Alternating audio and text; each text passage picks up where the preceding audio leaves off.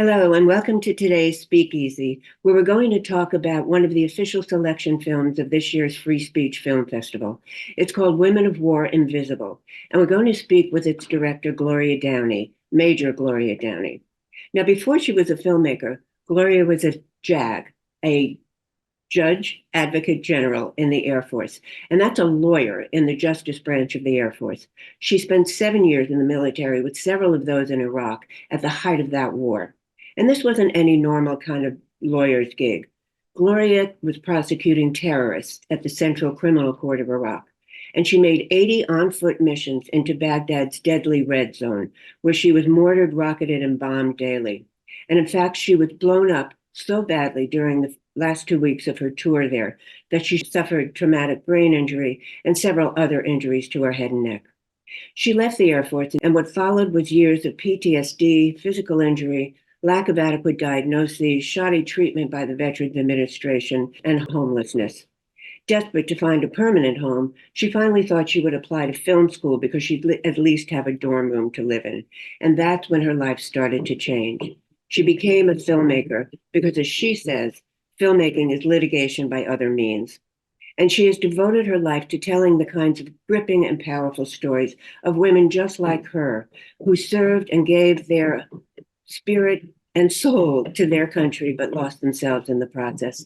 And through this new kind of litigation, Gloria is determined that these women will get from the country they love what they deserve. And I'm thrilled to have Gloria with us today. Hello, Gloria, or should I say Major? Welcome. Hello, Karen. Thank you for that. My name is Gloria. Please call me Gloria.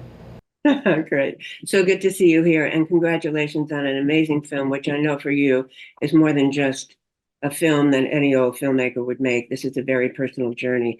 I could talk to you forever about you. I won't, but I want to ask you a couple of things before we dive into the film. Now, from what I just said about your experience in Iraq, it sounds to me as though you were in a combat situation, but it took you quite a while to convince the Air Force that you actually were. Tell us a little bit about that.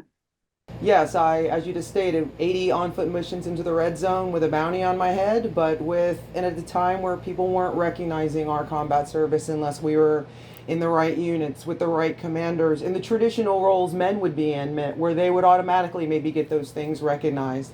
I also deployed by myself. When I came home, it was very hard to convince people what I had just gone through because the paperwork was not done properly. It took me 15 years to get the Air Force to acknowledge my combat service, and I was finally awarded in 2022. Wow, that's fantastic. Now, I understand there's a little bit of a wrinkle, though, with that, although it was a good thing that you celebrated, not quite. So just tell us a little bit about that. Yes, most Americans do not realize this, and neither did I. When I won, I was expecting about $500,000 or $600,000 in back pay for that, as well as about $4,000 a month for the rest of my life, which would be my combat retirement, the career I lost serving in the war. But under American law, if you get VA compensation for those disabilities, they withhold that money. There is an act in Congress right now that we're pushing hard for, the Major Richard Starr Act, that would eliminate that and allow us to get both of our pay. And as my last check, it's about 50,000 service members that would be affected. Wow, fantastic. Okay, so let's go to the film. Now, I gather that this film even happened because you, as yourself, went to a Wounded Warrior event in California. Tell us about that and how you met these wonderful, amazing women. Well, had been out about 5 years, and I had just found my way back to film school, as you so brilliantly described that harrowing ordeal. And one day I realized, you need help, right? You're asking everybody for it. It's not really coming. And one day I'm looking at the Wounded Warrior Project commercials, and I said, this sounds like me. Like, I think I was in a war. Of course, the Air Force wasn't acknowledging it, so part of you kind of feels like, is this me? Is it not me? I don't know. Signed up, and I went to a Wounded Warrior Project Odyssey in Santa Barbara, and it was amazing. It was the first thing. I think there were 14 women. It was the first time we met other women combat veterans. And we had a tremendous week, and we bonded, and I think it really set most of us on a journey toward wanting to live again. And then I think it was a colleague of yours, your director of photography, who said to you, hey, why don't we make a movie about this? Totally. What's so great about this, my director of photography, Omaira Espino Vasquez, actually shot the film Forgive Me, Father, which was in the Free Speech Film Festival before this. And I had gone to this event and I was just going on and on about the things these women were just throwing out of their mouths like nothing. And she said, Gloria, why are we not talking to these women? I said, okay, let's go. So we flew down, set up in San Diego, asked all the women who wanted to come, put it out there. I said to them, I think the subject line was a chance to share our stories. Maybe about six of them said they'd come. I got 4 of them. The first 3 are the first 3 in the movie. Wow, amazing. So give us a little précis of each of the 3 characters you have in the film. Yes, I will, happily. The first one I talked to was Susie. Susie is a combat medic who had been deployed with explosive ordnance disposal. And she is a very quiet, reserved person. She wants to live a life untouched by this. She doesn't want this to have been part of her existence. She says, since we recorded, I haven't actually spoken to Susie. I don't even know if Susie is still with us. It would be wonderful for me to find her. I've been looking for her over the years, and she's never seen the film. And just listening to her tell me the story, You just said you hope she's still with us. Do you mean that in the existential? Yes. Oh boy. Okay. For many years, I've wondered if she has stayed alive and stayed with us. I've been actively trying to find her. It'd be great if we could find her. She told me her story, which for me felt very familiar, right? Because I was used to this sort of driving around, waiting for it to happen. But she blew my mind because she had that don't get out of the car and get blown up feeling, which I think only a medic understands, right? And when she started to talk to me about cleaning the vehicles, bringing the body bags because you need them, but to hide them. It was almost like we were secretive about things because we didn't want the other guys to see it. When I would prep for missions, I would hide the body bags in places where they didn't know that they were on the truck because I didn't want them to see them before we went on the mission. But I needed them in case something happened. We had to plan all that as medics. All the little things. What should I have in my bag? Is what in my bag going to be enough? These sorts of things that really I hadn't thought about. And on that note, a huge amount of the veteran population from the post 9/11 wars that are suffering from PTSDs are the medics. I see a lot of them when I go to different events. That's probably not unlike first responders, generally speaking. Yes. All kinds of incidents that happened. Tell us about Shiloh. Shiloh, what a human being. Shiloh has the energy when you're in a room with her that's 100 times what you see on the video. She is something else extraordinary. She, at the event, wrote the poem that you actually hear in the end of the credits about all of us. And later on went to work for the Wounded Warrior Project after going to this event with us. So she's very much about helping her fellow veterans as well. Shiloh, when she started talking to me about dancing and about some of her feelings as this woman who plays such a tradition, she's very traditionally feminine. She's a dancer. She's got her beautiful orange nails. I do believe that day her pumps matched her nails, by the way. I'm sorry I didn't get a shot. But this is Shiloh. And to hear her talk about leadership in a war, taking on that mantle of leadership with all of these men in this situation where women were not technically yet in combat roles.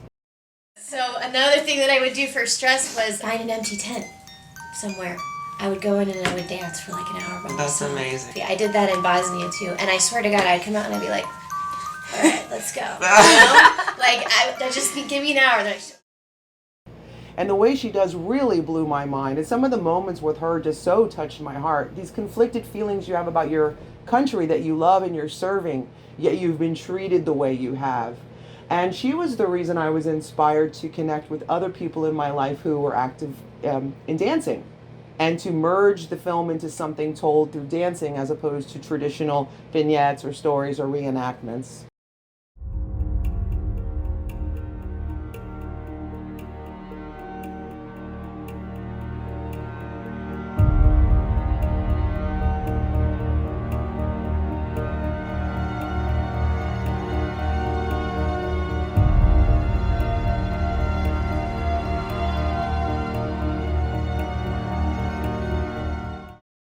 She's doing really well. She's out in California, working for one of our federal agencies, and I couldn't be more proud of her. And I do believe that the future has some more Shiloh in it, and that she would love to speak to anyone who wants to talk to her about her experiences in the military. Wow. And she started when she was sort of 18, 19 as a reservist. Very young, just signed up in the Army Reserves in San Jose to be a cop, not thinking this is going to be her whole life, but got pulled for quite a few deployments. She went over to deal with some stuff in Europe, a couple other deployments, and Iraq just came out of nowhere at her. And for her, she was the stop losses affected her. She wound up in an 18-month deployment. Losses. Explain that to Stop loss. There was a period of time early in the Iraq War where they just weren't letting anyone out. They just would not let anyone out. Then they also were not letting people go home. So when Shiloh talks about being called in to see her commander and knowing, okay, this is the fourth time we're staying and we're not going home, she has that moment of, I'm just going to die here. Why call home? Boy, does that kill me, even to this day when I hear that. But I definitely relate to that feeling. And I remember when I landed in Baghdad, just walking around and seeing these Army personnel who were just at the end of their rope. And all of them were conveying to me, hey, I was supposed to leave last week. I was supposed to leave last month. I'm never going home. I wish they'd just kill me. And when Shiloh nailed that back to me, I was like, wow, this is a big, big issue that America's not aware of. That not only did people sign up and get sent and have to do this job, then they're not let home 3 months, 6 months, 9 months, and a year after. And how unacceptable that is. Mhm. Wow. And then Teresa, I mean, the casting, I mean, I know you don't cast a documentary, but these women are seemingly so different stylistically, but have so much in common. Now, I gather that Teresa was the first Navy nurse in Vietnam to get an age waiver Yes. to enlist. She was about 35 or so. Tell us a little bit about her. Teresa really was something for me because I was a sexual assault prosecutor in the Air Force, and I helped change the law to get rape to make rape a little easier to prove in theory, and I did quite a few things in that world. And the SARC, the Sexual Assault Response Coordinator position, was invented at the time when we were out there trying to get some changes in this stuff. So I didn't even know she was the DSARC when she sat down and started telling me her story. I had no idea. I just knew she was a nurse in the Navy and she went to Afghanistan. So when she starts telling me her story of how she's sent to Afghanistan in 2011 to figure out what's going on over there with rape, and tells me she was in fact raped, it blew my mind, my heart, my soul, and it crushed me. And the sad part about it is, on some level, it didn't seem that impossible.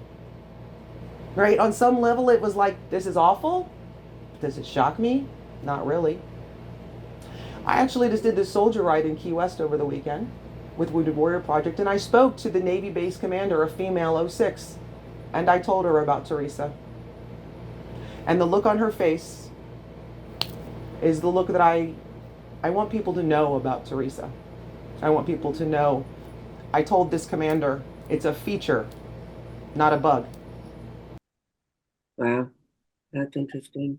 I mean, when she talks about what happened to her, she was on her way back to, I guess she lived in I don't know what you call a bunk, whatever, because she was the boss, she had her own. And she was walking back one night and she is attacked and raped. To hear her talk about that, but in the context of her responsibility to investigate this, and also the fact that women and men who are raped really don't want to talk about it, is just extraordinary. And I was trying to get it to stop bleeding because in my head, I was like, I can fix this myself because I'm not going to tell anybody that somebody assaulted me, because by then I already knew that I had been raped. But who am I going to tell? I'm the DSARC. I'm the Deployed Sexual Assault Response Coordinator. And nobody's going to take care of me because I'm the person that takes care of everyone. Yes, right. And I can see being in that position, where you have this thing that's so much larger than you, and you're the best person to do it. For me, when I learned about a lot of the things going on in Iraq, and I knew I was the right person to receive that information, I very much identify with Teresa in that way. She wasn't going to let it stop her. In fact, she probably did a better report and a better job because she had just had that experience. And you know what? A lot of women in the military are like that. A lot of women in the military are like, all right, you gave me this job. I don't care what I have to take. I'm doing this job.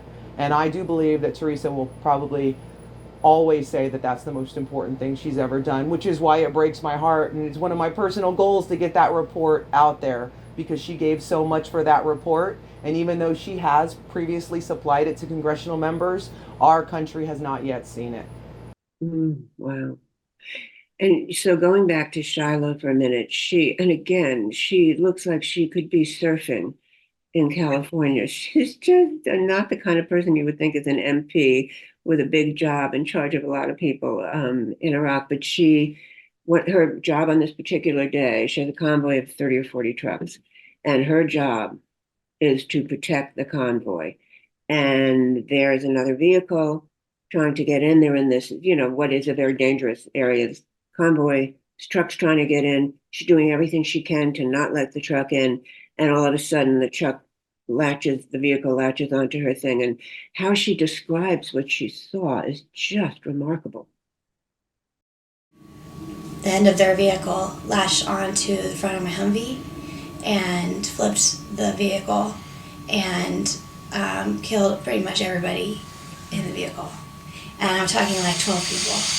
And not only did it kill all of them, but I watched it happen, and I watched them fly everywhere, and I watched them, like, we're on a freeway basically, so I watched them just roll underneath all these vehicles, and, I don't know if they were trying to hurt us. I have no idea. All I know is that they were trying to get into our convoy, and my mission was to protect that convoy, and I don't know, to this day, I hate it. I hate that decision that I had to make. We all cried. The beauty of this is I'm going to give myself some kudos. I know the power of letting a person tell their story from beginning to end fresh. That particular story right out of the gate, I remember we were stopping every 10, 12 minutes, we were stopping, and we were sort of just giving everybody a minute to breathe. And we turned the camera back on, and I said, okay, sir, is there anything in particular you want to tell me? Anything in particular that she sticks out? She says, well, there was this one thing. Just the way, there's this one thing. And tells you about the 12 people that were killed. And she's living with that.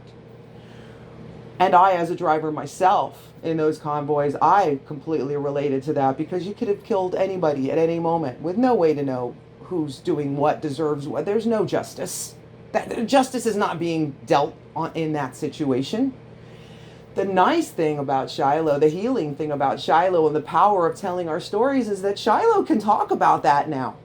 I just saw her out in Oakland, and we literally talked about that story, that experience, like it happened to someone else. And I wish we could do that for every veteran or every trauma survivor. Just let them have that experience of saying, this is what happened, putting it out there, and knowing the world isn't going to come and judge them and isolate them and lock them in a box and throw them away. And I have seen her heal so much because of that. But I do believe her story tells us a lot about how just dangerous those kind of conditions are for all living things. And I have it just to me seems a little gender specific that these women are so willing to talk about the self-doubts they've had, the decisions, and whether the decisions were right. And what was fascinating when we spoke earlier, you really, when you met at the Wounded Warrior thing, you didn't hear any of the specifics of these women's stories, really. No idea. So as you're conducting these interviews, you're hearing this all for the first time. Yeah. And the DP and I are crying along with the person telling the story. And for me, I really, in that moment, fell back on a lot of what I'd done, having interviewed a lot of victims in my life, just going to that supportive headspace and walking through. We also set up an environment where we set ourselves up for success. It was myself, another female, in a very quiet, very kind of dark, relaxed place. They knew me because they'd spent a week with me. They knew a little bit about my story. So I think in many ways it was the way we walked into that, but I had no concept of what was going to come out of their mouths, nor did they know what was going to come out of mine when I was able to relate back. Hey, I drove a convoy too. Hey, I would have done the same thing. And we were able to deliver a lot of healing to each other in that space. Mm-hmm. Would be interesting if there had been a camera on you throughout. In retrospect, that is the number one feedback to myself, Gloria. Next time, put the camera on you. Wasn't expecting quite so much interaction though. Yeah. So there's this beautiful point where Teresa talks about, I guess they had gone into a location. Can you set it? I'm forgetting the details. She flew into a location as part of an investigation she was doing, and in the process, they were under fire. And you can set it up better than I could. Yes, she flew into a location to a FOB, a forward operating base, which really all over Afghanistan were just people everywhere. That's really just what it is. And they experienced such intense fire. The ground crew came under fire. So when she landed, she did what any leader, a good leader, does in that situation. She went to go see them, and unfortunately, one of the very young grounds crew died while she was holding his hand. I wanted to let his mom know that somebody that cared was there, and it broke my heart. Did he die because I brought my team there? Would he have died anyways, even if I didn't bring my team there? I don't know. You know, what the fuck is an 18-year-old kid doing there? And what was so heartbreaking about that was just how much she wanted to speak to his mother and just tell his mother that he didn't die alone and that he died for something or doing something. She never got to do that, and I feel like of all that story, that might be the thing that sticks with Teresa most, is that young boy that didn't need to be there, didn't need to die. I mean, who does? But just the waste of it all. And sort of blaming her, was it because I was coming in there on that mission that they even had to Absolutely. be on the tarmac? Yeah, yes. What is this? And you know what? If you look at it, sure, there is some degree of responsibility, right? Us in the military, we always, especially when you deploy, you have an impact. You bear some degree of responsibility, and that's a question a lot of us ask ourselves. Maybe I hadn't gone. If she hadn't gone there, he'd probably be alive. Absolutely. And yet, her report has not yet been published to the American people. And why? Don't know. I hope we can ask them that. Wow. And then there's this wonderful part, because it's one thing. So the war is horrible. The trauma you experience in war is horrible, but you don't leave it there. You don't leave it on the battlefield. You bring that battlefield back home. And Shiloh, with all of that, wonderfully talks about how she's trying to heal and her disappointment. And, at the end, she says something pretty interesting to me. I definitely I'm capable of making my own decisions, but I lost a lot of faith in people. I just felt like I had done so much for other people, and then there wasn't anyone there when you needed someone, or I just felt abandoned, and I kind of got chewed up and spit out by the service, by peers, by a number of different things, by my country, And I love my country, and I honestly, I would probably do it again. Which part? You referring to the heart? Yeah, and that she's going to stay if she would do it again. Yeah. Shiloh would go there tomorrow. She'd still look fabulous, right? Yeah. That's Yeah. just amazing. Wow. And Susie, who's very thoughtful. I mean, Susie's just a very thoughtful, she's in pain. You can tell that she's in pain from what she cared so much about what she did. And she talks about what it's like to come back as someone who's done that and no, I mean, how can anybody really understand if they haven't done the same thing? When people look at me, they have no idea that I even served in the military, much less that I was a medic, that I was deployed, that I have anything wrong with me. So I feel alone. It's like I want to tattoo it across my forehead. Yes, I've been deployed, and please be nice to me. They both beautifully convey some of the things that we experience when we come back. These why don't you care? You know, Susie really beautifully speaks to why don't people care? People are dying. And I think that is something that sticks with a lot of us. Why don't people care? And it's hard because that never really goes away, right? And then we move on to the next war and the next conflict. And for us, for me as a person who was involved in the breeding of ISIS, every time ISIS kills somebody, I feel personal responsibility. God knows what Shiloh feels. I'm sorry, say it again. You said, as someone who's responsible for The breeding of ISIS, yes. reading about it, could talk about that. I was sent to the Central Criminal Court of Iraq. I was told it was to clear up the prisoners out of Abu Ghraib. It was a sham court system. We never let them out, even when they were found not guilty. And I discovered that about halfway through my deployment because I went up to the prison to find more cases and I found files on which I had written not guilty. And I asked the guards why these people weren't let out, and he said, we never let them out. There was a three-pronged system where even if you were found not guilty, somebody else could say, yeah, but you're still, I don't know, I don't trust you, so you should stay in jail. And we never let these people out. So in 2012, this is where ISIS, once we released all these prisoners, this is how ISIS was able to come out, establish its caliphate, because they had been bred in these prisons. When I was there were 66,000 people in prisons, in the prison. I was told that. I've met guards who said the prison numbers went up to 300,000 and the 400,000s. So if you want to know where ISIS comes from, you got to look at that prison system from Abu Ghraib till 2012. So when I realized I was a part of that, I did what I could to fight it in the moment. There isn't a lot you can do. And when I came home and wanted to talk about it, they started giving me drugs. And they did that probably to a lot of us. I can't say what their motives were. I can't say that it was connected, but I can say it's what happened.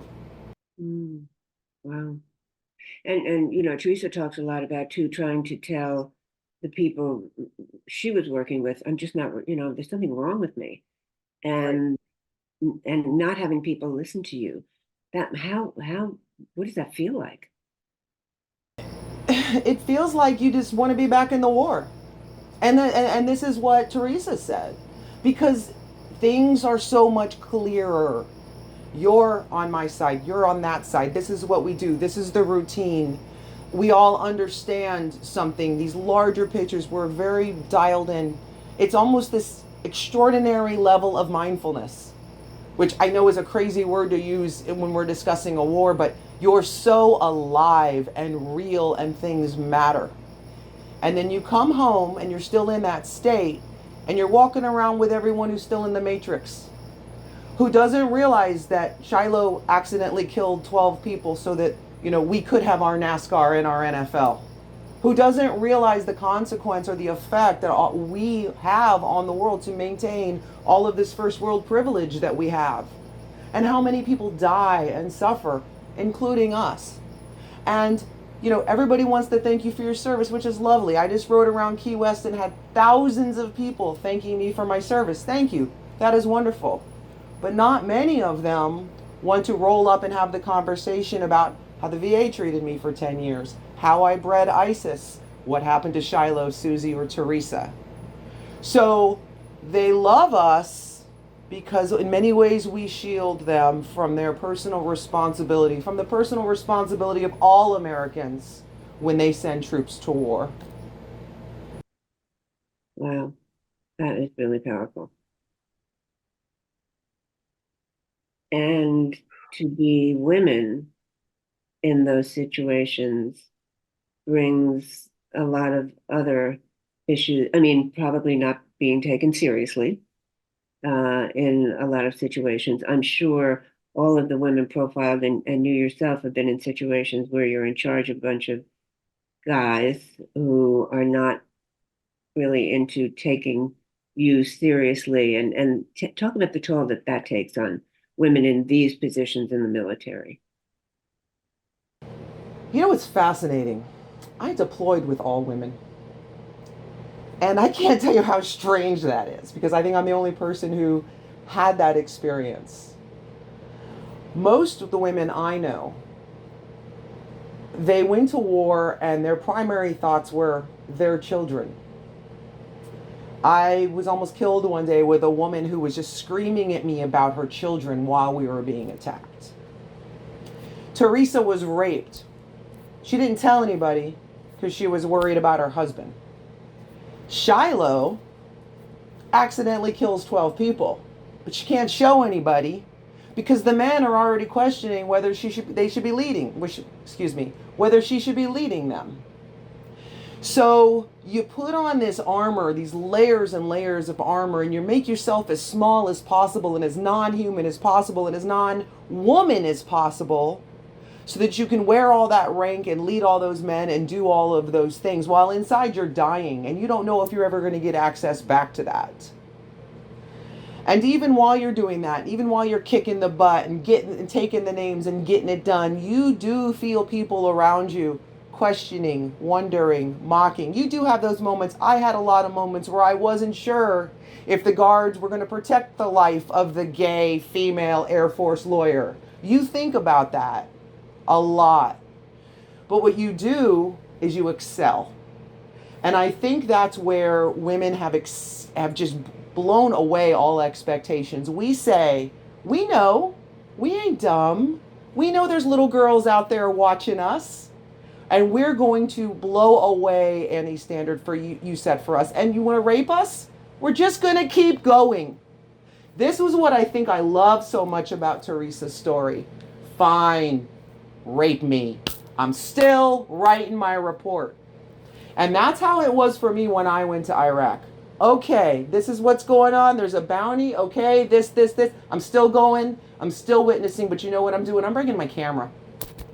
And I'm going to keep this record. And one day I'm going to make a film about it. And the people who are talking about a lot about what went on there are the women. We are the ones in the background talking about, hey, why are we treating those prisoners like that? Hey, what was going on with this? What was going on with that? And I think it's actually a blessing and a gift to our country that women are now going into these situations and are able to talk about this. Because if you saw one of the stats I have in the film, that 63% of Iraq veterans, female Iraq veterans, think the war was a waste, that's a powerful voice. That's a powerful voice. And men have had hundreds and hundreds of years to come home and talk about these experiences, and they're not doing it like we are. And I feel like even now we are leading the men in talking about the realities of war. Wow. And that's kind of a reflection of society too, that men not feeling they can express doubt about what they've done because Yes. it will impinge on their being taken seriously. Whereas in fact, if society is going to progress at all, we have to talk about these doubts and Yes. these complexities in the things that we do. Yeah. Wow. Well, you are amazing, and the film is fabulous. And thank you so much for submitting the film, for being with us today, and keep doing everything that you're doing and stay in touch with us. And I'm so glad you made it to the other side of your pain. Thank you. Thank you.